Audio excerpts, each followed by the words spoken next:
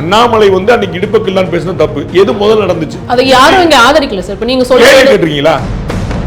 Mister கோல்கட்ல என்ன தான் வாங்குறேன் ஏன் தெரியுமா? சாதாரண ஆயிலை விட சமையல் டேஸ்டாவும் இருக்கும் ஹெல்தியாவும் இருக்கும். Let's go holidays. It's time to travel beyond the boundaries. சுற்றுலாவா யோசிக்கவே வேண்டாம். ஸ்ரீ முருகன் டிராவல் ஏஜென்சி 23 கிளைகள் 37 வருட அனுபவம். கொஞ்சம் நாகரிகமற்ற முறையில் அண்ணாமலை அவர்கள் விஜய் அவர்கள் பத்தி பேசுவார்னு எதிர்பார்க்கல. எனக்கு அதுல ஏற்பில் அவர் அதிக பிரசித்தமா பேசிட்டாரு அப்படின்னு நினைக்கக்கூடிய ஒவ்வொருத்தரும் நான் சொன்ன பெருமக்கள் பேர்ல எவ்வளவு பேசியிருக்காங்கன்னு சொல்லுங்க. தமிழ்நாட்டு கவர்னர் பத்தி எவ்வளவு பேசப்பட்டிருக்கு, பாரத பிரதமர் நரேந்திர மோடி பத்தி, நிதியமைச்சர் நிர்மலா சீதாராமன் பத்தி, மேலாண் ஆளுநர் தமிழிசை சவுந்தரராஜன் பத்தி, ஆட்டு கூட்டின்னு போட்டு ஆட்டை கொண்டு நடு ரோட்ல வெட்டி அண்ணாமலை பற்றி எவ்வளவு பேசி நீங்க என்ன நாகரிகம் சொல்லி தரீங்க உலகத்துக்கு? நீங்க பண்ணதெல்லாம் முடிஞ்சா அண்ணாமலை பேசணும் முடிஞ்சா அமைச்சர் தாமோகன் பரசன் பன்னிக்குட்டி பெத்து போட்ட மாதிரி நார்த் இந்தியன்ஸ் எல்லாம் பெத்து போட்டோம். நீங்க ஒரு அமைச்சர் இல்லையா? தாமோகன் பரசன் பேசின பத்தி நீங்க கேட்டீங்களா? உங்க பேட்டியோட தலைப்பா அது இருந்துச்சு. நீங்க இல்ல எந்த டிவில எந்த யூடியூப்ல அமைச்சர் தாமோகன் பரசன் பேசின பத்தி எந்த டிவி எந்த யூடியூப் என்ன பேசிட்டீங்க? நாங்களா கண்ண மூடிட்டு வந்துருக்கோம் நினைக்கிறீங்களா? ஒரு ஊடகத்தில் பார்த்தேன், ஏன் தொடர்ந்து சட்டம் ஒழுங்கு பிரச்சனை தமிழ்நாட்டில் விவாத பொருளாகிறது, அது ஏன் தொடர்ந்து விவாத பொருளாதுன்னு ஒரு தலைப்பு எனக்கு புரியவே இல்லையா? அவ்வளவு நாள் விட்டுட்டு கரெக்டா எலெக்ஷன் டைம்ல இந்த மாதிரி ஒரு முடிவு எடுத்திருக்காங்க. எது election time? 2024 election time. 25 action எடுக்க கூடாது. 24 எலெக்ஷனே நடந்துச்சு, ஆக்ஷன் எடுக்க கூடாது. ஒரு வருஷம் முன்னாடி ஆக்ஷன் எடுக்க கூடாதுங்கிற கணக்குல 2023 ஆக்ஷன் எடுத்துக்க முடியாது. 2021 எலெக்ஷன் நடந்துச்சு, அதுக்கு அந்த வருஷம் எடுத்துக்க முடியாது. அடுத்த வருஷம் 2022 எடுத்துக்க முடியாது. 2020 எடுத்துக்க முடியாது. 2019 பார்லிமெண்ட் நடந்துச்சு. எப்பதான் எடுக்க சொல்றீங்க? அன்னைக்கு ரொம்ப அதிகமா அவர் பேசினாரு. கொஞ்சம் நாகரிகமற்ற முறையில் அண்ணாமலை அவர்கள் பேசுவார்னு எதிர்பார்க்கல அப்படின்னு விஜய் அவர்கள் பத்தி பேசுனது பெரிய பேசு பொருளாச்சு. அதை நீங்க எப்படி பாக்குறீங்க சார்? நான் ஏற்கனவே பல இடங்களில் சொல்லிட்டேன், எனக்கு அதுல ஏற்பு இல்லை. புரியுதுங்களா? நான் யாரையுமே தனிப்பட்ட முறையில் தாக்க கூடாதுல ரொம்ப தெளிவாக இருக்கு. அது யாரை பத்தியா இருந்தாலும். ஆனா அண்ணாமலை பத்தியும் பாரத பிரதமர் பத்தியும் கவர்னர் பத்தியும் தமிழிசை சவுந்தரராஜன் பத்தியும் நீங்க குறைச்சு பேசியிருக்கீங்களான்னு நான் கேட்கிறேன். அவர் அதிக பிரசித்தமா பேசிட்டாரு அப்படின்னு நினைக்கக்கூடிய ஒவ்வொருத்தரும் நான் சொன்ன பெருமக்கள் பேர்ல எவ்வளவு பேசியிருக்காங்கன்னு சொல்லுங்க. பேசினவங்களே கூட பெருமக்களா இருக்காங்க. தமிழ்நாட்டு கவர்னர் பத்தி எவ்வளவு பேசப்பட்டிருக்கு, பாரத பிரதமர் நரேந்திர மோடி பத்தி, நிதியமைச்சர் நிர்மலா சீதாராமன் பத்தி, மேலாண் ஆளுநர் தமிழிசை சவுந்தரராஜன் பத்தி, ஆட்டு கூட்டின்னு போட்டு ஆட்டை கொண்டு நடு ரோட்ல வெட்டி அண்ணாமலை பற்றி எவ்வளவு பேசி நீங்க என்ன நாகரிகம் சொல்லி தரீங்க உலகத்துக்கு? நீங்க எது முன்னாடி வந்துச்சுன்னு சொல்லுங்க. அண்ணாமலை அன்னைக்கு இடுப்புக்கெல்லாம் பேசின தப்பு எது முதல்ல நடந்துச்சு? நீங்க பண்ணதெல்லாம் முடிஞ்சா அண்ணாமலை பேசணும் முடிஞ்சா நீங்க பண்ணதெல்லாம் பேசும்போது ஒரு கேள்வி கேட்டிருக்கீங்களா? நீங்க சார் திரு உதயநிதி இப்படி சொல்லிட்டாரு, சார் திரு ஸ்டாலின் இப்படி சொல்லியிருக்காரு, சார் நம்ம இன்னைக்கு பேசுறாரு அமைச்சர் தாமோகன் பரசன் பன்னிக்குட்டி பெத்து போட்ட மாதிரி நார்த் இந்தியன்ஸ் எல்லாம் பெத்து போட்டோம். நம்முடைய இந்திய சகோதரர்கள் இல்லையா அவங்க? நம்முடைய பிரதர்ஸ் இல்லையா? நீங்க ஒரு அமைச்சர் இல்லையா? அதை யாரும் இங்க ஆதரிக்கல சார். இப்ப நீங்க சொல்றீங்களா? கண்டிப்பா நான் கேக்குறேன். ஒரு போல் நீங்க அந்த கேள்வி நாங்க அந்த கேள்வி நீங்க கேட்கல. இல்ல கேட்போங்கற தாமோகன் பரசன் பேசின பத்தி நீங்க கேட்டீங்களா? உங்க பேட்டியோட தலைப்பா அது இருந்துச்சா? அதோட விவாத மைய ஏன்ட்ட நீங்க சொல்லும்போது இருந்துச்சா?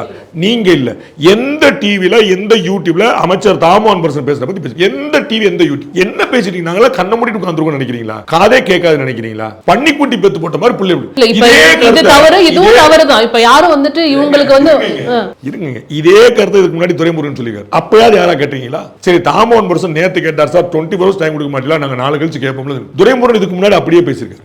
எவ்வளவு அண்ணன் ஆர்எஸ் பாரதி யாரா ஒரு மீடியால ஆர்எஸ் பாரதி அவர்கள் மீடியா பத்தியே கெட்ட வார்த்தை திட்டிருக்காரு. ஒரு மீடியால நீங்க டிபேட் பண்ணீங்கன்னு காட்டுங்க.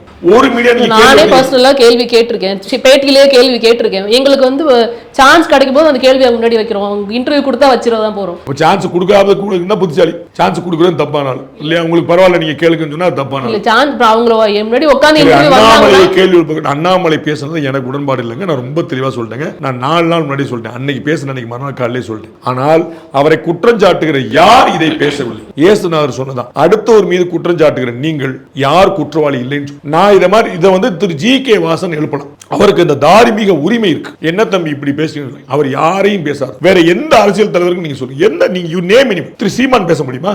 யார பேசல? எல்லா அரசியல் தலைவரும் எல்லாரையும் பேசிவிட்டு அண்ணாமலை அப்படி நாகரிக படக்குன்னு இன்னைக்கு காலைல தான் இந்தியாவுக்கு சுதந்திரம் கிடைச்ச மாதிரி எந்திரிச்சு வரீங்க. எல்லாரும் எனக்கு புரியல. இல்ல அது பேசு பொருள் ஆச்சு. அதுவும் இல்லாம பெண்களை குறித்து நடிகைகளை குறித்து பேசுறதுனால தான் பேசு பொருள் ஆச்சு. நடிகைகள் இருக்காங்க அப்படிங்கிற நடிகைகள், ஆண்கள், பெண்கள், வீட்டு பெண்கள் யார பேசலாம், நடிகைகளை பேசியிருக்க கூடாது. பொதுவா பெண்கள்னு நான் சொன்னேன், யாரையுமே பேசக்கூடாது. நான் உங்களுக்கு முதல் வரியிலே சொன்னேன், தனிப்பட்ட தாக்குதல்கள் யாரை பத்தி சொன்னாலும் ஏற்பில்லை. இப்ப நேத்து சட்டமன்றத்தில் வேல்முருகன் அவர்களுக்கு நடந்த ஒரு சம்பவம், அதிக பிரசங்கத்தனமாக நடந்து கொள்கிறார் அப்படின்னு சொல்லி வேல்முருகனை வந்து சரமாரியாக திரு முதல்வர் அவர்கள் வந்து விமர்சிச்சிருக்கதை பார்க்க முடிஞ்சிச்சு. அவர் வந்து வெளியில தன்னோட ஆதங்கத்தை சொல்றாரு. இதை நீங்க எப்படி பாக்குறீங்க? கூட்டணி உடைகிறதா தமிழ்நாட்டுல? திரு வேல்முருகன் உணர்ச்சிப்படக்கூடிய பார்த்துட்டீங்கல்ல, சட்டமன்றத்துக்குள்ளேயும் போய் சபாநாயகரோட சீட்டுக்கு முன்னாடி பயங்கரமா சத்தம் போட்டார். சட்டமன்றத்துக்கு வெளியில அவர் ஆவேசம் கொடுத்து பேட்டியில 4 மைக் கீழே விழுந்துருச்சு. அவ்வளவு பயங்கரமா ஆவேசம் கொடுத்து அதுக்கப்புறம் சரியா போயிட்டு நம்மளாம் அடுத்த பிறந்த நாள் போய் அங்கே பக்கத்தில் நின்றுவார். ஏன்னா சட்டமன்றத்தில் அவர் சொன்னதும் உணர்ச்சிப்பட்டு, பிரஸ் மீட்ல அவர் சொன்னதும் உணர்ச்சிப்பட்டு, அதே உணர்ச்சி பூர்வமா அங்கே போய் திரும்ப சேர்ந்து நமக்குள்ள திமுக என்ன வெளியில அனுப்பிச்சாலும் நான் கவலைப்பட மாட்டேன் அப்படின்னு சொல்லியிருக்கிறாரு. அப்படிதான் பேட்டியில சொல்லுவார். அப்புறமா சரியாயிடும். ஏன்னா நான் ஒரு எம்எல்ஏ இருக்கிறேன்னு யாருமே மதிக்கல. எனக்கு பேட்டி கொடுத்தாருங்க. எம்எல்ஏங்கிறத யாருமே மதிக்கல. குட்டி குட்டி ஆள்லாம் பெரிய ஆள் சொல்லிட்டு இருக்கிறான். மந்திரி வந்தா சொல்ல மாட்டாரு. டிஎம்கே எம்எல்ஏக்கள் மதிக்க மாட்டாங்க. எம்எல்ஏ மூலமா எது நடக்க முடியும்? என் ஊருக்கு வந்து என்னைய கூட மாட்டாங்க. அரசு உள்ளால மதிக்க மாட்டாங்க. சட்டமன்றத்தில் பேச முடியல. கலைஞர் ஆட்சி மாதிரி இப்ப இந்த ஆட்சி இல்ல. இவ்வளவும் என் பேட்டில் சொல்லியிருக்காரு. சொல்லிட்டு தான் போய் உள்ள உட்கார்ந்தார். இல்ல, நான் ஏன் இதை கேட்கிறேன்னா, நேற்று வந்து வெளியில பிரஸ் மீட்ல பேசும்போது திரு சேகர் பாபு அவர்களையும் ஒரு குற்றச்சாட்டு சுமத்தி இருக்கிறார். அப்படிங்கிறப்ப உள்ளுக்குள்ளேயே வந்து டைரக்டா வந்து ஒரு குற்றச்சாட்டை வச்சு எப்படி வந்து ரிலேஷன்ஷிப் மெயின்டைன் பண்ண முடியும்? ரெண்டா பிரிச்சுக்கிட்டீங்களா? இப்போ வந்து முதலமைச்சர் பத்தி சொன்னது நான் சொன்னேன். அவர் அப்படியே செட்டில் ஆகும். சேகர் பாபுட்ட ஒரு ரைவல்ரி அங்க வரும். சேகர் பாபுடைய மொழி இவருடைய மொழி அப்படிங்கிற ஒரு பிரச்சனையை வந்து கிளப்ப விரும்புறாரு. அதை அவர் சொல்லல, சொல்லாம அது சொல்றாரு. தமிழர்களுக்கு ஒரு பிரச்சனை, சேகர் பாபுக்கு ஏன் கோவம் வருது அப்படின்னு கிளப்புறாரு. இன்சிடென்ட் சேகர் பாபு எந்த வார்த்தையை பயன்படுத்தினாரோ அதே வார்த்தையை முதலமைச்சர் சொன்னாலே ஒரு ஊண்டாயிட்டார். இவ்வளவுதான் நீங்க புரிஞ்சுக்க வேண்டியது. கூட்டணி உடைஞ்சிருச்சாலும் ரொம்ப பெரிய கேள்வி விட்டுப்பட்டீங்க. அவ்வளவு பெரிய கேள்வி கேட்க வேண்டியது, அவ்வளவு பெரிய விஷயம் இல்லை இது. அவங்களுக்கு வந்து அவர் முதலமைச்சர் வந்து அதிக பிரசங்கித்தனமாக அப்படிங்கிற ஒரு வார்த்தையை சொன்ன உடனே அது வந்து நார்மலா அந்த வார்த்தையை பயன்படுத்த மாட்டோம். சட்டசபைக்குள்ள அந்த வார்த்தையை பயன்படுத்த இன்னொரு அதை நேரா சொல்றாரு. முதலமைச்சரே சொல்லிட்டாரு ஊண்டாயிட்டு. டக்குனு இப்ப நான் வந்து உங்களுக்கு வார்த்தை சொல்லிட்டேன், உங்களுக்கு வந்து ஊண்டாயிட்டு நான் உங்கள்ட்ட இந்த வார்த்தை எதிர்பார்க்கல சார் அப்படின்னு சண்டைக்கு வருவீங்க. அவ்வளவுதான். அப்புறம் 10 நிமிஷம் கழிச்சு சாரிம்மா நான் தெரியாம சொல்லிட்டேன், சரி சார் நீங்க, அவ்வளவுதான் முடிஞ்சது. அதுக்கு மேல அங்க கிடையாது. இது ஏன் நான் கேட்கிறேன்னா, சேகர்பாபு அவர்களுடைய குரலா அவர் வந்து சொன்னாரு. அவர் நான் சொல்றது அவர் கவனிக்கல, சேகர்பாபு சொல்லி தந்ததான் அவர் சொன்னாருங்கிற மாதிரியான விவாதத்தை முன் வச்சிருக்காரு. எல்லாமே நான் கேட்டேன். அது உணர்ச்சிப்பட்டு சொல்றாருன்னு சொல்லிட்டேன். திரும்ப அதே உணர்ச்சிப்பட்டு அங்க போய் சேர்ந்துருவாரு, கவலைப்படாதீங்கன்னு சொல்றேன். ஏன்னா நீங்களே வந்து சொல்லியிருக்கீங்க இங்க வந்து கூட்டணியை உடைக்கிறது ரொம்ப பெரிய சவாலா இருக்கு அப்படின்னு. பட் இந்த மாதிரி சலசலப்புகளை பார்க்கும்போது கூட்டணி உடையறதுக்கு வாய்ப்பு இருக்கும் அப்படிங்கிற ஒரு விஷயத்த அவங்க வந்து ரொம்ப தெளிவா பேசிடுவாங்க. சாயந்தரமே அதை சரி பண்ணிடுவாங்க. சத்தம் காட்டாம அது சமாதானமாயிரும்.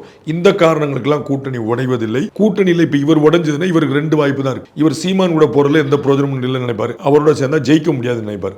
சரிங்களா? நீங்க தாவேக்காவை புரிஞ்சுக்கணும், தமிழக வாழ்வுரிமை கட்சியை புரிஞ்சுக்கணும். அவர் திரு சீமானோட சேர்ந்தா ஜெயிக்க முடியாதுன்னு நினைப்பார். ஆனா பாலிசி வைஸா பெரிய டிஃபரன்ஸ் கிடையாது. அதனால அவரோட போக மாட்டார். விஜய் கூட சேர்ந்தா அவருக்கு ஒரு உறுத்தல் இருக்கு, நம்ம வந்து அவருக்கு சின்ன பார்ட்னரா போய் நிக்கிறதா அப்படின்னு. அப்பயும் ஜெயிக்க முடியுமா அப்படிங்கிற டவுட் இருக்கும். அவர் போலாம், ஒரு பரபரப்பு வரும். ஆனா ஜெயிக்க முடியுமாங்கிற ஒரு பரபரப்பு அப்படி இருக்கும். அவருக்கு வந்து மினிமம் கேரண்டினா அந்த கட்சியிலே ஒரே ஒரு எம்எல்ஏ தான், அது அவர் தான். அந்த ஒரு எம்எல்ஏ இல்லைன்னா பெரிய சிக்கல்ல மாட்டிக்கிறோம். புரியுங்களா? அப்ப வந்து அவர் அதை உத்தரவாதப்படுத்த தான் முதல்ல விரும்புவார். சரி, ஏடிஎம்கேக்கு போலான்னு பார்த்தா பாமக அங்க உட்கார்ந்துருக்கும். அப்ப இப்ப வாய்ப்பு வந்து ஒரு டிஎம்கே கூட போறத ஒரு வழி இல்லை. இதை தெரிஞ்சுக்கிட்ட டிஎம்கே தான் அப்பப்போ உரசி பார்க்குது. நீ எங்க போயிருவ, என்ன செஞ்சிருவேன், ரோசப்பட்டு பாரு அப்படிங்குது. இது தெரிஞ்சா பார்த்தியா நான் கூட இருந்தேன், ஆனா கூட இருந்தவன் என்னை வந்து இப்படி இழிவுபடுத்துற பார்த்தியான்னு சொல்றாரு. இது வந்து ஒரு குடும்பத்தூள் நடக்க தகராறு, சரியா இருக்கும். இன்னொரு விஷயம் வந்துட்டு, இந்த டாஸ்மாக் 1000 கோடி இந்த ஊழல் சம்பந்தமா அமலாக்கத்துறை வந்து எந்த ஒரு இது எடுக்கக்கூடாது, நடவடிக்கை எடுக்கக்கூடாதுன்னு சொல்லியிருக்காங்க மார்ச் 25ஆம் தேதி வரைக்கும். அது எப்படி சார் நீங்க பாக்குறீங்க? அதுல ஒண்ணுமே கிடையாது. டேட்டா கொடுங்க, டாக்குமெண்ட் கொடுங்கன்னு. அதுல ஒண்ணுமே இல்லை. அதுல வந்து என்ன அநீதி, என்ன தப்பு நடந்துருச்சு. தமிழ்நாடு நிறுவனம் வந்து போய் நிக்குது. யோசிச்சு பாருங்க, ஒரு அரசாங்க அலுவலகம் ரைடு நடக்கு. இது ரைடு நடத்தக்கூடாதுன்னு ஒருத்தர் கேட்க முடியாது. அவங்க ரைட்ஸ் இருக்கு. நடத்தின டாக்குமெண்ட்ஸ் எல்லாம் திருப்பி கொடுக்கணும்ன்றாங்க. எல்லாத்தையும் காப்பி போட்டு தான் கொடுத்துருப்பாங்க, ஒரிஜினல் கொடுத்துருப்பாங்க. நீங்க எல்லாம் டிஜிட்டல் வச்சிருக்கீங்க. என்கிட்ட வந்து ஒரு லெட்டர் போயிருச்சு சொல்லுங்க, நீங்க டிஜிட்டலா வச்சிருக்க மாட்டீங்களா? அந்த டாக்குமெண்ட் பூரா திருப்பி கொடுக்கணும். இன்னொரு ரைடு நடத்தக்கூடாது. இப்படி ஒரு கேஸ் யாராவது போட முடியுமா? எனக்கு ஒன்றும் புரியவே இல்லை. டெஃபமேஷன்ல போட்டு நான் பார்த்துருக்கேன். என்னை பத்தி ஒரு அவதூறா பேசுறாரு, இனிமே பேசக்கூடாதுன்னு சொல்லிட்டு நீங்க வந்து காவல்துறை இனிமே ரைடு நடத்தக்கூடாது, சிபிஐ இனிமே ரைடு நடத்தக்கூடாது, என்ஐஏ இனிமே ரைடு நடத்தக்கூடாது, இடி இனிமே ரைடு நடத்தக்கூடாது. என்ன செய்யணும்? எல்லாரும் செட்டில் ஆயிருமா? அப்படியே தமிழ்நாடு அரசு எடுத்து ஒருத்தர் காவல்துறை இனிமே எங்குமே ரைடு நடத்தக்கூடாது அப்படின்னு சொன்னா தமிழ்நாடு காவல்துறை என்ன செய்யும்? உங்களுக்கு புரியுங்களா? அப்ப உங்க மேல குற்றச்சாட்டு சொல்லப்படுது, குற்றவாளி இல்ல நீதிமன்றத்தில் நிரூபிங்க. நான் உங்களுக்கு சொன்னேன், இதே ஈடியுடைய வழக்கிலேயே திரைப்பட இயக்குனர் சங்கர் அவருடைய சொத்து வந்து பறிமுதல் செய்யப்பட்டு அட்டாச் பண்ணப்பட்டது. அவர் நீதிமன்றம் போனார், வெளியில வாங்கிட்டு வந்தார். ஏங்க என்ன கேஸுக்கு என்ன போடுறீங்க, சம்பந்தமா போடுறீங்க பாருங்க சார் டாக்குமெண்ட். ஆமாப்பா போப்பான்னு சொல்லிட்டு ஒரு டாக்குமெண்ட் எடுத்து போயிருந்தாங்க, முடிஞ்சு வச்சுக்காத. அவ்வளவுதானே. அவருக்கு ஒரே மாசம் நடந்துச்சு, உங்களுக்கு 6 மாசம் கழிச்சு நடக்கலாம். நீங்க கவர்மெண்ட் டிபார்ட்மெண்ட் தானே, எல்லா டாக்குமெண்ட்டையும் கொடுங்க, என்ன பிரச்சனை? அப்ப இவங்க நீதிமன்றம் வந்து தடையெல்லாம் விதிக்கல. 25ஆம் தேதி வரைக்கும் இருக்கிறதெல்லாம் இருக்கட்டும் சொல்லியிருக்காங்க. 25ஆம் தேதி அவங்க ரிப்போர்ட் கொடுத்துட்டாங்க, முடிஞ்சிட போகுது. இவங்க எடுத்துட்டு போனதா நீ என்ன பேசிஸ்ல பண்ணிருக்கீங்கன்னு பிரைமா ஃபேசி கேட்கிறாங்க. அமலாக்கத்துறை பிரைமா ஃபேசியை சொல்ல போகுது, பாஸ் நான் இந்த எஃப்ஐஆர் பார்த்தேன், இந்த எஃப்ஐஆர் பார்த்தேன், இந்த எஃப்ஐஆர் பார்த்தேன். அவங்க ஏற்கனவே ஒரு அறிக்கை கொடுத்துருக்காங்க. அந்த அறிக்கையிலே ரொம்ப தெளிவா சொல்லியிருக்காங்க என்னென்ன குற்றம் இருந்துச்சுன்னு. அதை இன்னும் டாக்குமெண்ட்லாம் கொடுக்க போறாங்க. அவங்க சொல்லிட்டாங்க மேனுஃபேக்சரிங் ப்ரொடக்ஷன்லயே தப்பு நடக்குது, பாட்லிங்ல தப்பு நடக்குது, டிரான்ஸ்போர்ட்டேஷன் தப்பு நடக்குது, இருப்புக்கும் கொள்முதலுக்கும் வித்தியாசம் இருக்குது, எல்லா இடத்துலயும் பிரச்சனை. பாட்டிலுக்கு 10 ரூபாயில 30 ரூபாய் கூட வைக்கிறேன். So top to bottom A to Z பிரச்சனை சொல்லிட்டாங்க. இதை வந்து வெளியில சொல்லிட்டாங்க, பப்ளிக் டொமைன்லயே இருக்கு. சோ என்ன குற்றங்கள் நடந்திருக்கு அப்படின்னு யாரும் வியக்க வேண்டியதில்லை. இதை உண்மைதானா நீ சும்மா நாத்துக்கு சொல்றியா? இப்ப மற்ற அரசியல் தலைவர்கள் வந்து அரசியல் ரீதியா சொல்றதுக்கும் இடி சொல்றதுக்கும் ஒரு வித்தியாசம் இருக்கும். அப்ப எதை வச்சு நீ 1000 கோடி வந்தங்கிறக்கே ஒரு கணக்கு சொல்லணும். சரிங்களா? அதை அவங்க சொல்ல போறாங்க. as simple as this. மீடியால வந்து இன்னைக்கு செய்திகளை பார்த்தோம் அப்படின்னா வந்துட்டு நீங்க பொய் சொல்லாதீங்க அப்படின்னு அமலாக்கத்துறையை வந்து நீதிபதிகள் கண்டிச்சதாகவும், பெண் ஊழியர்களை வந்து இரவு வரை வைத்து அவங்களை வந்து வெளியில அனுப்பலங்கிற குற்றச்சாட்டையும் வந்து முன் வச்சிருக்கதாகவும் சொல்றாங்க. ஊடகங்களுக்கு இதுதான் ரொம்ப ஆசையா இருக்கும். எப்படியாவது ஒண்ணு மத்திய அரசு அல்லது நிறுவனங்கள் அல்லது தன்னாட்சி பெற்ற அதிகார நிறுவனங்கள் ஏதாவது ஒரு திட்டு வாங்கிட்டாங்கன்னா நம்ம ஊடகங்களுக்கு கொண்டாட்டமா இருக்கு. டாஸ்மாக்ல 1000 கோடி ஊழல் நடக்குதா அப்படின்னு விவாதம் பண்ண மாட்டாங்க. ஒரு ஊடகத்துல பார்த்தேன், ஏன் தொடர்ந்து சட்டம் ஒழுங்கு பிரச்சனை தமிழ்நாட்டில் விவாத பொருளாகிறது? தமிழ்நாட்டில் சட்டம் ஒழுங்கு சரியா இருக்கா இல்லையா விவாதம் வைக்க கூடாதா? நீங்க தீர்ப்பு சரியா இருக்குன்னே சொல்லிட்டு போங்க, எனக்கு ஒன்றும் பிரச்சனை இல்லை. அது ஏன் தொடர்ந்து விவாத பொருளாதுன்னு ஒரு தலைப்பு எனக்கு புரியவே இல்லையே. உங்களுக்கு புரியுங்களா உங்களுக்கு? அப்ப இது வந்து ஒரு main stream media, so called main stream மீடியாவுடைய விவாத தலைப்பு நான் சொல்றேன். அது ஏன் விவாத பொருளாகிறதுன்னு பேசுவீங்களா? சட்டம் ஒழுங்கு சரியா இருக்கு, சரியா இல்லை, இவ்வளவு இதா சொல்ல தெரியாதா உங்களுக்கு? அப்ப நீங்க என்ன விரும்புறீங்க? சென்ட்ரல் கவர்மெண்ட் யாராவது திட்டினாங்க, சென்ட்ரல் ஏஜென்சி யாராவது திட்டினாங்கன்னா ஒரே ஆனந்தம். அதுல என்ன நடந்துச்சு? ராத்திரி வரைக்கும் நீங்க அரசு ஊழியர்களை கன்ஃபைன் பண்ணி வச்சிருந்தீங்களா அப்படின்னு? இல்ல, நாங்க 11 மணிக்கு வச்சிருந்தோம், அனுப்பிட்டு நாங்க 8 மணிக்கு வர சொல்லிட்டோம். ராத்திரி நாங்க வச்சிருக்கோம். அவங்க ஆபீஸ்ல வச்சிருக்காங்க. நீங்க ஒரு பெண்ணை காவல்துறைக்கு அழைக்கிறது, காவல்துறை ஸ்டேஷனுக்கு அழைக்கிறதா எப்ப எப்ப அழைக்கணும்னு ஒரு கணக்கு இருக்கு. மாற்றுத்திறனாளிகளை எப்ப அழைக்கணும், குழந்தைகளை எப்ப அழைக்கணும், பெண்களை எப்ப அழைக்கணும், ஒரு கணக்கு, ஏஜ்டு பீப்புள் எப்ப அழைக்கணும் ஒரு கணக்கு இருக்கு. ஆனா இது நடந்தது அவங்க அலுவலகத்துல. they were all sitting in their office. யாரும் அமலாக்கத்துறை அலுவலகத்துக்கு வரல. இப்ப சொல்லுங்க, பேங்க்லயும் மற்ற இடங்கள்லயும் சீசன் டயத்துலயும் தீபாவளி நேரத்துலயும் அதே டாஸ்மாக் ஆபீசர்ஸ் ராத்திரி 11 மணிக்கு வேலை பார்த்திருப்பாங்களா மாட்டாங்களா? ஒரு நாளைக்கு 100 கோடி ரூபாய் விற்பனை ஆகக்கூடிய இடத்துல தீபாவளிக்கு 300 கோடி ரூபாய் விற்பனை ஆகும். அப்ப வந்து 300 கோடி ரூபாய் ட்ரிபிள் டைம் ஒர்க் பண்ணும். அப்ப அந்த விற்பனையாளர், சூப்பர்வைசர், மேனேஜர், ஜிஎம்ஏ மேல வரைக்கும் இருப்பாங்களா இல்லையா? அப்ப உங்க ஆபீஸ்ல நீங்க உட்கார்ந்துருக்கீங்க, என்ன பிரச்சனை? அவங்க கைது பண்ணிட்டாங்க. அரசுக்கும் மற்ற வித்தியாசம் தெரியாதா? இப்ப அண்ணாமலை வந்து கைது செய்யப்பட்டிருந்தாரா? அண்ணாமலை வந்து கன்ஃபைன் செய்யப்பட்டிருந்தார். அவர் ஒரு மண்டலத்தில் உட்கார்ந்து அரெஸ்ட் பண்ணி ரிமாண்ட் பண்ணீங்களா? ரிமாண்ட் வேற, அரெஸ்ட் வேற, கன்ஃபைன்மெண்ட் வேற. இவங்களுக்கு தெரியாதா? இங்க நடந்தது அவர் அலுவலகத்தில் வச்சிருந்தாங்க. அப்ப இவங்க ராத்திரி 12 மணிக்கு இருந்தது உண்மைதான். அவங்களே சொல்றாங்க 11 மணிக்கு நாங்க அனுப்பிட்டோம், 8 மணிக்கு வர சொன்னாங்க. டாஸ்மாக் நிறுவனமே சொல்லுது 11 மணிக்கு அனுப்பினாங்க, டாஸ்மாக் நிறுவனம் சொல்லுது. அப்ப வந்து 11 மணிக்கு 10 மணிக்கு மேல செக்ரட்டரியேட்ல இருந்து, துறை அலுவலகங்கள்ல இருந்து, முக்கியமான நிறுவனங்கள்ல இருந்து இவங்களை வேலை பார்த்தது இல்லையா? தீபாவளிக்கு போக்குவரத்து உள்ள ராத்திரி பூரா வேலை பார்த்துட்டு இருப்பாங்களா இல்லையா? அப்ப ராத்திரி வேலை பார்த்து கேட்பீங்களா? அதுல 4 ஆபீசர்ஸ் லேடிஸ் இருப்பாங்களா மாட்டாங்களா? அப்ப ஏன் லேடிஸ் சொல்லுவீங்களா? எனக்கு ஒன்றும் புரியல. இன்னைக்கு நைட் டியூட்டி காலம் தானே, இன்னைக்கு 3 ஷிஃப்ட் ஓடிட்டு இருக்கா இல்லையா? ராத்திரி 12:30 மணிக்கு பெண்கள் வேலைக்கு போறாங்களா இல்லையா? எனக்கு ஒன்றும் புரியல. நீங்க காவல்துறை 1000 மணிக்கு போலீஸ் ஸ்டேஷனுக்கு ஒரு பெண்ணை அழைச்சிட்டு போயிட்டீங்க ராத்திரி 11 மணிக்கு அப்படின்னா ஏங்க நீங்க பண்ணீங்க உங்களுக்கு தெரியாதான்னு கேட்கலாம். அவர்களுடைய அலுவலகத்தில் விசாரிக்கிறாங்க. ரெய்டு நடக்கும்போது வெளியே ஆள் அனுப்பாத உள்ள அனுப்புறது ரொம்ப இயல்புல. ஆள் வெளியே போயிட்டான்னு சாட்சியை கலைச்சிட மாட்டாரா? அவருக்கு உள்ள வந்து ரெக்கார்டு இருக்கு, 15 இடத்துல இந்த ரெக்கார்டு இருக்கும். அதனால தான் ஒரு இடத்துல 30 இடத்துக்கு போறாங்க. அங்க போயிட்டு மாப்பிள்ள ரெய்டு வந்திருக்கு, எல்லா பேப்பரையும் கிழிச்சிருன்னு சொன்னா அப்ப என்ன இருக்கும் உங்களுக்கு புரியுங்களா? செந்தில் பாலாஜி உள்ளதா இருந்தார், அவர் வீட்டுல. சி விஜயபாஸ்கர் வீட்டுல இருந்தார், ராம்மோகன் ராவ் வீட்டுல இருந்தார். அவருடைய இடத்துல வீட்டுல நடக்கும்போது பெருமக்கள், அவங்க சீஃப் செக்ரட்டரி, மினிஸ்டர்ஸ், அவங்க வீட்டுல நடக்கும்போது அவங்களே உள்ளதா இருந்தாங்க. பொன்முடி வீட்டில் இருந்தாரு. பொன்முடிய காலைல 4 மணிக்கு 5 மணிக்கு வீட்டுக்கு ஆஃபீஸ் கூட்டு போனாங்களா, பேசினாலும் வந்தார்ல, ஒண்ணுமே பிரச்சனை இல்லையே. இனி 4 மணி வரைக்கும் வீட்டிலே வச்சுட்டீங்க, வீட்டில் தானேங்க. அதே மாதிரி ஒர்க் ஃபோர்ஸ்ல தானே. இதுல என்ன இருக்கு? அவர் நீதிமன்றம் ஒன்றும் கண்டிக்கல. அவர் நீதிமன்றம் சொல்லி நீங்க வச்சிருந்தீங்கன்னு எனக்கு தெரியும், நீங்க இல்லவே இல்லை சொல்றீங்க. இவங்க என்ன டெக்னிக்ஸ் எடுக்கிறாங்க? நாங்க யாரையும் செக்யூர் பண்ணல, நாங்க யாரையும் கைது பண்ணல, புரியுங்களா? அந்த இடத்துல ஒரு சின்ன ஒரு கிரே ஏரியா வச்சு 2 பேருமே சொல்றோம். அப்ப அவங்க இப்ப நாங்க பேப்பர்ல பார்த்துட்டு தான் இருக்கோம், இவ்வளவுதான். இதுல வந்து திட்டாங்க, அடிச்சுட்டாங்க, கிள்ளிட்டாங்க எல்லாம் ஒண்ணுமே கிடையாது. ஒரு சாதாரணமான விசாரணை. எப்போ டாக்குமெண்ட்ஸ் கொண்டுட்டாங்க, முடிஞ்சு போச்சு. அமலாக்கத்துறையோட இந்த குற்றச்சாட்டு டெல்லியில எப்படி இருக்கோ அதே விஷயத்தை இங்க கொண்டு வர மாதிரியே இருக்கு. இது வந்துட்டு பொலிட்டிக்கலி மோட்டிவேட்டட் அப்படிங்கிற குற்றச்சாட்டை நீங்க எப்படி பாக்குறீங்க? டெல்லியில நடந்த மாதிரி தமிழ்நாட்டில் உள்ள நடக்கக்கூடாதா? சொத்து குவிப்பு வழக்குன்னு ஒன்று நடக்குது, அது தமிழ்நாட்டில் ஜெயலலிதாக்கு நடந்துருச்சு. அதே மாதிரி லாலு பிரசாத் நடந்துருச்சு. அப்ப என்ன லாலு பிரசாத் மாதிரி ஜெயலலிதா சொத்து குவிக்க கூடாதா? பாட்டிலுக்கு எக்ஸ்ட்ரா பணம் கொடுக்குறாங்க அப்படிங்கிறது செந்தில் பாலாஜி அவர்கள் உள்ள கைது செய்யப்பட்டப்பவே தெரிஞ்ச ஒரு விஷயம் தானே. அவ்வளவு நாள் விட்டுட்டு கரெக்டா எலெக்ஷன் டைம்ல வந்து இந்த மாதிரி ஒரு முடிவு எடுத்திருக்காங்க. அடுத்த இன்னும் 26ல ஒரு எலெக்ஷன் டைம் வரப்போகுது. 2026 எலெக்ஷன் டைம், 25ல ஆக்ஷன் எடுக்க கூடாது. 24ல எலெக்ஷனே நடந்துச்சு, ஆக்ஷன் எடுக்க கூடாது. ஒரு வருஷம் முன்னாடி ஆக்ஷன் எடுக்க கூடாதுங்கிற கணக்குல 2023ல ஆக்ஷன் எடுத்துக்க முடியாது. 2021 எலெக்ஷன் நடந்துருச்சு, அதுக்கு அந்த வருஷம் வருஷம் எடுத்துக்க முடியாது, அடுத்த வருஷம் 2022 எடுத்துக்க முடியாது, 2020 எடுத்துக்க முடியாது, 2019 பார்லிமெண்ட் எலெக்ஷன் இருந்துச்சு. எப்பதான் எடுக்க சொல்றீங்க? இட்ஸ் டார்கெட்டிங் செந்தில் பாலாஜிங்கறாங்க. இல்ல நீங்க தேர்தல் காலம் சொன்னா அதை நீங்க புரிஞ்சுக்கணும். 2018 இருந்து 2026 வரைக்கும் எப்ப எடுக்கணும்னு சொல்லுங்க. 2 வருஷத்துக்கு ஒரு எலெக்ஷன். முதல் வருஷம் எடுக்க முடியாது, அடுத்த வருஷம் எடுக்க முடியாது, அந்த வருஷம் முடியாது. என்ன செய்யணும்? செந்தில் பாலாஜி அவர்கள் உள்ள இருக்கும் போதே எடுத்துக்கலாமே. அப்பவே பரவலா இது வந்து ஒன்னும் தெரியாத விஷயம் இல்ல. பாட்டிலுக்கு எக்ஸ்ட்ரா வாங்குறாங்கிறது தெரியாத விஷயம் கிடையாது. இங்க எல்லாருமே இந்த குற்றச்சாட்டை வச்சாங்க. என்ன பொதுமக்களே வந்துட்டு வெளியில வந்து சொல்லி பகிரங்கமா சொல்லிருக்காங்க. அப்பவே ரைட் பண்ணிருக்கலாமே. ரெண்டு விஷயம். தமிழ்நாட்டு அரசு அலுவலகங்கள்ல லஞ்சம் இருக்குதா இல்லையா? தமிழ்நாட்டு அரசு லஞ்சம் இருக்கு. ஏன் ஆக்ஷன் எடுக்கல? ஏன் லஞ்சம் தடுக்கப்படல? அந்த லஞ்சம் முந்தானத்துல இருந்து வந்துச்சா? உதயநிதி துணை முதலமைச்சரான பிறகு வந்திருக்கா? எல்லாமே எல்லா இடத்துலயுமே இருந்துகிட்டே இருக்கும். எந்தெந்த ஆதாரம் கிடைக்குதோ, எப்பப்ப வாய்ப்பு கிடைக்குதோ அப்ப பண்ணிக்கிட்டே இருக்காங்க. இவ்வளவுதான். உங்களுக்கு புரியுங்களா?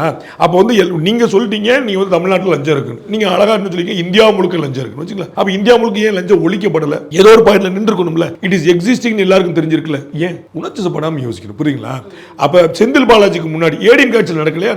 10 ரூபா 30 ரூபா இப்பதான் வந்துச்சா? டாஸ்மாக் வந்தனையில இருந்தே வந்துருச்சு. அப்ப இவங்களுக்கு நல்லா ஈடிங்கிறது உள்ள வரணும்னு ஒரு எஃப்ஐஆர் இருக்கும். ஒரு எஃப்ஐஆர் இல்லாம ஈடி வராது. எஃப்ஐஆர் ஸ்டேட் போலீஸோட எஃப்ஐஆர். அவங்க ஒரு எஃப்ஐஆர் போட்டு வர்றது இல்ல. அப்படி வர முடியாது. சிபிஐயும் ஈடியும் அவங்களா வர முடியாது. புரியுங்களா? என்ஐஏ அவங்களா வர முடியும். சென்ட்ரல் ஏஜென்சி பூராமே ஒரு ஆர்டர் இருந்தா தான் வர முடியும். ஈடிக்கு ஒரு அட்வான்டேஜ் என்ன? ஒரு எஃப்ஐஆர் இருந்தா வர முடியும். அப்ப ஸ்டேட் போலீஸ்ல நீங்க ஒரு எஃப்ஐஆர் போட்டிருக்கணும். அந்த எஃப்ஐஆர் இவங்க ஆய்வு பண்ணுவாங்க. அதுல இவங்களுக்கு கொஞ்சம் ஸ்கோப் இருக்கணும். எப்பா இந்த கேஸ் இதோட முடிகிற மாதிரி தெரியலையே ஒரு பேச்சுக்கு. டாஸ்மாக் டிரான்ஸ்போர்ட்ல ஒரு ஊழல் நடந்திருக்கு, ஒரு ஃபேர் போறாங்க. இங்கேருந்து அங்கே வண்டி எடுத்துட்டு போனதுல ஒரு முறைகேடு நடந்திருக்கு. இதுல வந்து ஒரு 10,000 ரூபாய் கூட கொடுத்துட்டாங்க, 50,000 ரூபாய் டெண்டர் கொடுத்துட்டாங்க, நான் கொடுத்த டெண்டர் ரிஜெக்ட் பண்ணிட்டாங்கன்னு ஒரு கேஸ் இருக்கு. அப்போ உள்ள எஃப்ஐஆர் வந்து இந்த போச்சுன்னா ஈடி உள்ள இந்த டெண்டர் என்ன நடக்குதுன்னு பார்க்கும்போது ஆகா இங்க ஸ்கோப் கிடைக்குதுன்னு உள்ள. ஓகே புரியுங்களா? அப்போ வந்து ஸ்கோப் இருந்தால் தான் உள்ள வர முடியும். அதற்கு முன்னாடி நல்லா தெரிஞ்சுக்கணும். என்ஐஏவும் சிபிஐயும் ஈடியும் எஃப்ஐஆர் பதிகிறதுக்கு முன்னாடி, சார்ஜ் ஷீட் ஃப்ரேம் பண்றதுக்கு முன்னாடி, இன்னும் சொல்ல போனா ரெய்டு போறதுக்கு முன்னாடி 100 யோசிப்பாங்க. காவல்துறை எப்படி ஒர்க் பண்ணும்? முதல்ல எஃப்ஐஆர், பிறகு விசாரணை. சிபிஐ ஈடியும் முதல்ல விசாரணை, அப்புறம் வழக்கு. இதான் அவங்க பேட்டர்ன். அப்ப முதல்லயே நிறைய ஹோம் ஒர்க் பண்ணி எப்படி 32 இடத்துக்கு ஒரே நாள் ரெய்டு போறாங்க. அப்ப எங்கெங்க போகணும், யார் யார் ரிலேட்டிவ், யார் யார் பினாமி, எந்தெந்த தொடர்புகளும், எத்தனை மணிக்கு போகணும் கொஞ்சம் யோசிச்சுக்கோங்க. ஒரு ஆபீஸ்க்கு 4 பேர் தான் போறாங்கன்னு வச்சுக்கோங்க. 30 இடத்துக்கு 120 பேர் போகணும். 120 பேருக்கு வந்து 40 வண்டி ரெடி பண்ணணும். 40 வண்டியில 30 வண்டி வாடகைக்கு வாங்கும். வாடகைக்கு வாங்குற 2 வண்டியா வாங்க முடியாது. யாரோ ஒரு கம்பெனில சொல்லி வாங்கணும். இது நடந்த விஷயம். ஞாபகம் வச்சுக்கோங்க. ஒரு அரசியல் குடும்பத்துல வந்து ரைடு போகும்போது திருமணத்துக்குன்னு சொல்லி ஐடி வாங்கிச்சு. ஐடி டிபார்ட்மெண்ட் வந்து திருமணத்துக்கு வண்டி வேணும், கல்யாண வீட்டுக்கு வண்டி வேணும், எல்லாரும் நுங்கம்பாக்கத்து வந்துருங்க அப்படின்னு 2 மணி ராத்திரிக்கு வந்து 40 வண்டி வந்து நிக்குது. எல்லாம் திருமணம்னு போட்டுருக்காங்க. ஆளுக்கு ஒரு இடம் சொல்றாங்க, ஆளுக்கு இடம் போது போயிட ரைடு. அப்ப இவ்வளவு பெரிய ப்ராசஸ் நான் உங்களுக்கு சொல்ல புரிய வைக்கிறது என்னன்னா, இவ்வளவு பெரிய ப்ராசஸ்க்கு பின்னாடி எவ்வளவு பெரிய ஹோம்வொர்க் இருக்கணும். இது யாருக்கு வெளியே போயிடக்கூடாது. செந்தில் பாலாஜி வீட்டுக்கோ, ராமோகன் ராவ் வீட்டுக்கோ, விஜயபாஸ்கர் வீட்டுக்கோ ரைடு போறதுக்கு முன்னாடி அவங்களுக்கு தெரிஞ்சிருச்சுன்னா புரியுங்களா? 10 பைசா பிரயோஜனப்படாது. அப்ப இவ்வளவும் தெரியக்கூடாது. இது எப்படி நடக்கும் யோசி. இதைத்தான் நான் உங்களுக்கு புரிய வைக்கும். நிச்சயமா. ஆனா இப்போ அமலாக்கத்துறை வந்து கிட்டத்தட்ட வந்து ஒரு 100% வந்து கேஸ் எடுத்திருக்காங்கன்னா அதுல 90% வந்து இன்னும் அது அப்படியே நிலுவையில தான் இருக்கு. 1% தான் குற்றச்சாட்டப்பட்டிருக்காங்க, அவங்க வந்து கைது செய்யப்பட்டிருக்காங்க அப்படிங்கிற விவரத்தை வந்து ரகுபதி அவர்கள் வைக்கிறாரு. 2 பேர் தான் தண்டிக்கவே பட்டிருக்காங்க. 2 வழக்குகள் தான் தண்டிக்கப்பட்டிருக்கு. விடுதலை ஆயிருக்காங்களா நீங்க பார்க்கணும். இப்ப 98% விடுதலை ஆயிட்டாங்க அப்படின்னா நீங்க இது வந்து காமெடின்னு சொல்லிடலாம். 98% வழக்கு முடியல. வழக்கு முடியலைக்கு நீங்க யார் உங்களை மட்டும் தான் காரணம் சொல்லுவீங்களா? ராஜீவ் காந்தி கேஸோ ஜெயலலிதா சொத்து வழக்கோ வந்து இழுத்துட்டு போனதுக்கு வந்து அரசாங்கம் காரணமா? பெட்டிஷன் மேல பெட்டிஷன் இந்தியாவில யாரும் போடாத அளவுக்கு போட்டது பேரறிவாளன். பெட்டிஷன் மேல பெட்டிஷன் கருணை மனு நிராகரிக்கப்பட்ட பிறகு திரும்பி போட்டாங்க. அப்படி ஒன்று பண்ண முடியுமாங்கிறதே இன்னைக்கு சட்டத்துல தெரியாது யாருக்கும். ஜனாதிபதியோட கருணை மனுக்கு முன்னாடியே கவர்னருடைய கருணை நிராகரிக்கப்பட்டுருச்சு. திரும்ப 2வது முறை ஒரு கருணை முறை போட முடியுமானே தெரியாது யாருக்கும். 100 கிரே இருக்கு. ஆர்டிஐல போட்டாங்க. ஒரு சட்டத்தை அவர் வந்து இன்வோக் பண்ணாமலே கிடையாது. எல்லாத்தையும் இம்ப்ளிமெண்ட் பண்ணார். ஜெயலலிதா மாத்தி எனக்கு தமிழ் தெரியணும், இங்கிலீஷ்ல கொடுங்க, கர்நாடகா மாத்துங்க, இங்கே மாத்து. அப்ப நீங்க வந்து உடனே காவல்துறை மட்டும் தான் இருக்கு, அமலாக்கத்துறை மட்டும் தான் அப்படி சொல்லுவீங்களா? குற்றஞ்சாட்டப்பட்டவர்களாம் கிடையாதா? இன்னைக்கு அமலாக்கத்துறை ஒரு கேஸ் போட்டுச்சு டாஸ்மாக்ல. வாப்பா டக்குன்னு கேஸ் அடிப்பான் அமலாக்க டாஸ்மாக் சொல்லியிருந்தா சீக்கிரம் முடிச்சிருக்கலாம். நேரா கோர்ட்டு போய் சொல்லிட்டீங்க, ஸ்டாப் பண்ணுன்னு சொல்லிட்டீங்க. அப்ப அடுத்த 25ஆம் தேதி வரைக்கும் விசாரணை தள்ளுபடி. அப்ப இதுக்கப்புறம் தான் அடுத்த கட்டம் நடக்கும். அப்ப தள்ளி போறதுக்கான காரணம் ஈடின்னு சொல்லுவீங்களா? உங்களுக்கு டாஸ்மாக் தான் தடை கேக்குது. டாஸ்மாக் வாங்க வேகமா கேஸ் நடத்துங்க, சீக்கிரம் முடிங்க. ஹவாலா ஊழல் வழக்குல எல்கே அத்வானி சொன்னார். ஒருத்தரோட டைரியில எல்கேஏ இருந்துச்சு. இந்த எல்கேஏங்கிற இனிஷியல் வந்து எல்கே அத்வானி தான் அப்படின்ட்டாங்க. அவர் பொசுக்குன்னு ராஜினாமா பண்ணிட்டார். என்னைய பார்த்து இப்படி சொல்லிட்டீங்க, இத்தனை வருஷம் அரசியல்ல சொல்லிட்டு உடனே வழக்கு விசாரி தீர்ப்பு சொல்லணும். அப்புறம் தான் நான் திரும்பி எம்பி ஆவேன். வழக்கு விசாரிச்சு காங்கிரஸ் பீரியட்ல நல்லா புரிஞ்சுக்கணும். பிஜேபி பீரியட்ல நரேந்திர மோடி செஞ்சுட்டான்னு சொல்லக்கூடாது. காங்கிரஸ் பீரியட்ல அவர் குற்றமற்றவர் நிரூபிக்கப்பட்டு திரும்ப வந்தார். அப்படி யாருக்கா இங்க தார்மீகம் இருக்குதா? இதுல வந்துட்டு இன்னும் பேசணும் அப்படின்னா அப்புறம் பிஜேபில இருந்து எத்தனை பேர் வந்துட்டு பிஜேபிக்கு எத்தனை பேர் தாவனாங்க, அவங்களோட வழக்குல என்ன ஆச்சுன்னு கேட்பாங்க. நம்ம அதெல்லாம் தாண்டி அதான் நீங்க கேளுங்க, ஏன் கேட்பாங்க நீங்க போறீங்க, கேளுங்கன்றேன். அவங்க வழக்குல விடுதலை ஆயிட்டாங்களா? இல்ல விடுதலை ஆகல. அவ்வளவுதான் நான் சொல்றேன். வழக்கு அதுக்கான பதில நீங்க முதல்ல கொடுத்துட்டீங்கங்கறதால தான் அந்த கேள்வி நான் வைக்கல. இப்ப இதுல இன்னொரு விஷயம் என்னன்னா, டாஸ்மாகோட அதிகாரிக்கும் அந்த மதுபானத்தோட நிறுவனருக்கும் இடையில நடக்கிற ஒரு டிஸ்பியூட் அப்படிங்கிற மாதிரி தான் அவங்க வந்து அறிக்கையில கொடுத்திருக்காங்க இடி. ஆனா இங்க திரு அண்ணாமலை அவங்க ரெண்டு பேருக்குமே பேச்சுவார்த்தை கனெக்ஷன். ஆனா இப்போ அண்ணாமலை அவர்கள் வந்துட்டு முதல்வர் தான் A1 குற்றவாளி அப்படின்னு வந்து பொது வழியில சொல்றது வந்து எப்படி எடுத்துக்கலாம்? ஏன்னா அதுக்கு இங்க வந்து அது அரசியல், ஒண்ணு அது அரசியல், ரெண்டு வந்து பொறுப்பு அவங்க தானே. இப்ப ஒரு பொதுப்பணித்துறையில ஒரு வேலை செஞ்சா முதலமைச்சர் பொறுப்பெடுப்பாரு. மருத்துவத்துறையில வேலை செஞ்சா 15 ஹாஸ்பிட்டல் கட்டுறாங்க, அது முதலமைச்சர் தான் திறந்து வைப்பாரு. 15 வாகனங்கள் புதுசா கொடுக்குறாங்க, முதலமைச்சர். அப்படி அரசாங்கத்துடைய பாஸ். இப்ப பிஜேபியில எது நல்லா செஞ்சாலும் மோடி கவர்மெண்ட் தானே சொல்றாங்க, சரிங்களா? பிஜேபியில யார் தப்பு செஞ்சாலும் மோடி தானே திட்டுறீங்க. அப்ப ரெண்டுக்கும் பொறுப்பு வந்து ஒருத்தர் வந்து நிக்கல. அவர் தான் head of the government, head of the state, head of the party. அப்ப அதே கணக்கு தான் இங்க. அவர் வந்து நீங்க தானே சார் முதலமைச்சர், நீங்க தானே சார் அந்த கட்சி தலைவர்ங்கிற கணக்கு. முதல் பாயிண்ட் அரசியல். அப்ப எல்லாத்துக்கும் அங்க சொல்றது அவ்வளவுதான். நீங்க மோடி அவர்கள் எல்லாத்துக்கும் குற்றம் சொல்றீங்க, அப்ப ஸ்டாலின் அவர்கள் சொல்லுவாங்கல்ல.